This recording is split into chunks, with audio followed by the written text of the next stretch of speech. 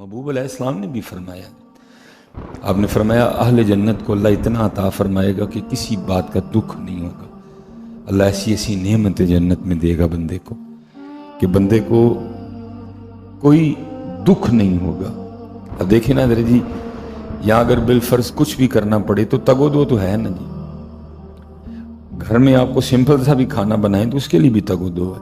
आप टिंडे ही बना लें, बाजार लेने जाना पड़ेगा इतनी गर्मी में, उसको धोना पड़ेगा, उसको काटना पड़ेगा, फिर उसको पकाना पड़ेगा। पता नहीं पकेंगे भी मजे के कि नहीं। लेकिन जन्नत में क्या होगा, आप कुछ सोचेंगे और नेमत आपके सामने बड़ी होगी।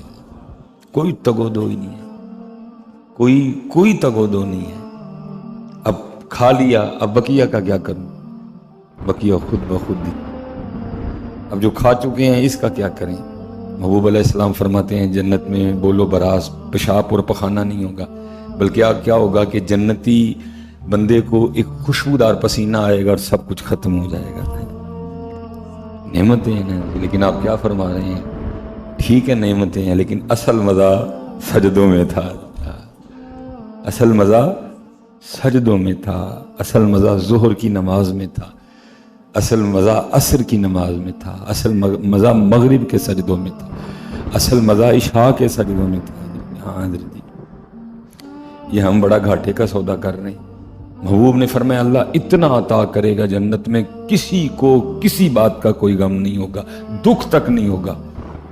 महबूब फरमाते अगर आले जन्नत को दुख होगा तो उन घड़ियों पे होगा जो अल्लाह की याद के बगैर गुजर गई होंगी। तो फिर जिन्होंने नमाजें नहीं पढ़ी फिर उनके दुख का क्या आलम होगा? जो नमाज ही नहीं पढ़ रहे, फिर आप तसव्वुर करें। महबूब फरमाते हैं बंदा नमाजी भी था, सब कुछ था, लेकिन कोई घड़ी जिक्र के बगैर गुजर गई, गफलत तारी हो गई, गुजर गई बगैर जिक्र के।